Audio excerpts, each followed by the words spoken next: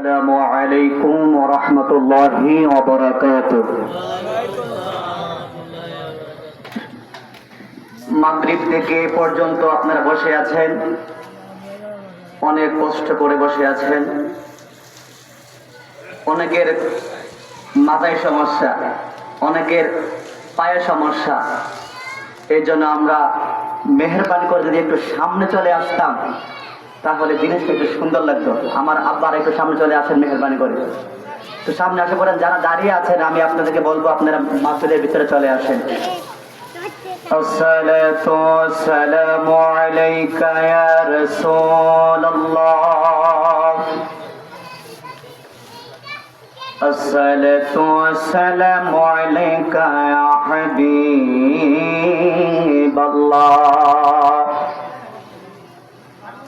আসসালাতু ওয়াসসালামু আলাইকা ইয়া শাফিউল মুযনিবিন, আসসালাতু ওয়াসসালামু আলাইকা ইয়া রাহমাতাল লিল আলামিন। আলহামদুলিল্লাহ, আলহামদুলিল্লাহি নাহমাদুহু ওয়া নাস্তাঈনুহু ওয়া নাস্তাগফিরুহু ওয়া নাউযু বিল্লাহি মিন শুরুরি আনফুসিনা। من يهدي الله فلا مضل له ومن يضلله فلا هادي له ونشهد أن لا إله إلا الله وحده لا شريك له ونشهد أن وسندنا وحبيبنا وحبيب كبيرنا ومولانا محمد একটি জবান বন্ধ রাখবেন না, আমার সাথে সাথে জবান খুলে পড়ুন আউযু من الشيطان الرجيم بسم الله الرحمن الرحيم وما أرسلناك إلا رحمة للعالمين.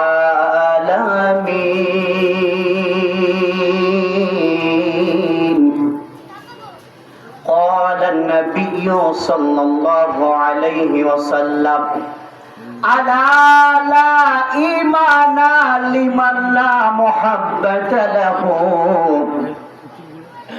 إن الله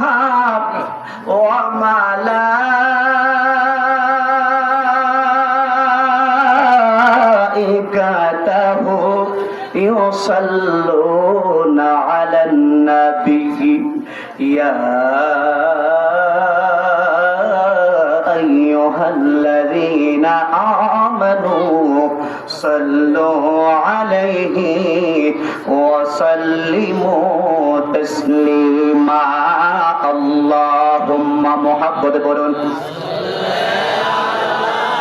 سيدنا مرحبا وعلى آله মাওলানা। দুরূদ শরীফ পড়লে কি গুনাহ হবে? দুরূদ শরীফ পড়লে কি সওয়াব হবে? এই জবান কার? আল্লাহ।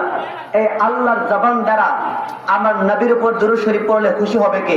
আল্লাহ। কার কথা? আল্লাহ। আল্লাহ পাক বলেন, ইয়া আইয়ুহাল্লাযীনা আমানু সাল্লু আলাইহি ওয়া সাল্লিমু তাসলিমা।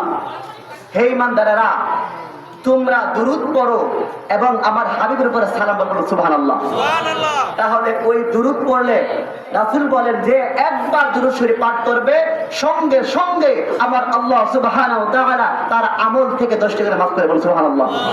শুধু তাই নয়, 10টি সম্মান ইজ্জত আমার আল্লাহ ওই উম্মতের আমল দান করে বলুন সুবহানাল্লাহ। সুবহানাল্লাহ।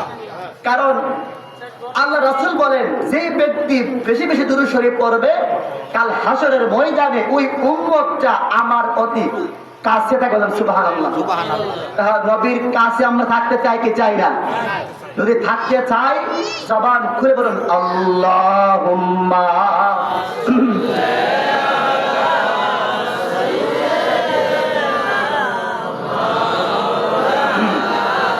মুহাম্মাদ ওয়া আলা আলি সাইয়্যিদিনা মাওলানা ওয়া আলা আলি সাইয়্যিদিনা মাওলানা। আমার বন্ধুরা, বাবারা, আসুন মোহাম্মদে একটু জিকির করে, ইসপেজাতের জিকির, যে জিকির করলে আমার আল্লাহ পাক রব্বুল আলামিন খুশি হয়ে যায়। যে জিকির করলে গো এই কলবের মধ্যে একটা গোস্তের টুকরা আছে, আছে না নাই? আপনার আছে নি? আমার আছে। আমার গুনাহ আছে। আমার কি আছে? গুনাহ আছে। যারা মাহফিলের বাইরে আছেন, যাদের গুনাহ নাই তাদের কাছে আমার দাবি নাই। যাদের গুনাহ আছে, যে আমার হুজুর গুনাহ আছে, তাহলে মেহেরবান করে মাহফিলের পেছনে চলে আসেন। জিকিরের সহিত আমরা সবাই মাহফিলে চলে আসবো। আমরা সবাই মহাব্বতে একটু আল্লাহর জিকির করি।